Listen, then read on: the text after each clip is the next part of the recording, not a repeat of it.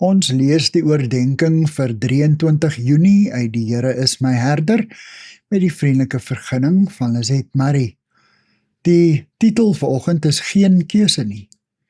Ons teksvers kom uit Eksodus 30 vers 1 en dan ook 6 tot 8.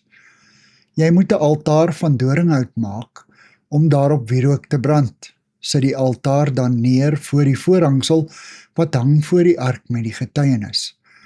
Voor die deksel op die getuienis waar ek jou sal ontmoet. Elke oggend wanneer Aaron die lampe versorg, moet hy geurige wierook op die altaar brand. Elke aand wanneer hy die lampe aansteek, moet hy wierook brand. Die wierookoffer moet altyd, ook deur die hele nageslag, vir my, die Here, gebring word.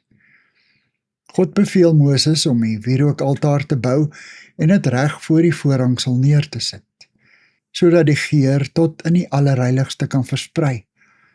Hy bevestig hiermee dat hy Aaron wil ontmoet, en deur hom die hele volk. Hy sê hiermee eintlik aan die volk, ek wil hê julle moet bid. Die altaar vergesel die Israeliete op hulle reis deur die woestyn.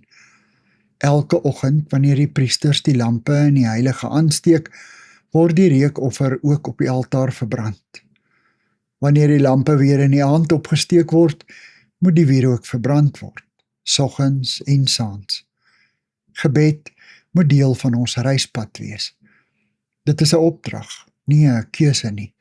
Ons moet tyd daarvoor inruim. God wil hê dat ons 'n gebedsdissipline sal ontwikkel. Hy wag vir ons in die heilige, intieme gebedsruimte wat hy vir ons reggemaak het. Dit maak nie saak of dit in ons slaapkamer, op die stoep, of in 'n gunstelingstoel, of in die stilte van 'n park of 'n tuin is nie. Hy wag dat ons opdag, en hy asem die lieflike geur van ons gebede in, en hy antwoord ons. Vader, hier is ek, ontvang my gebede. Amen. Dankie vir die saamkuier. Ek deel Lizet se kontakbesonderhede in die inligtingsparagraaf van die kanaal.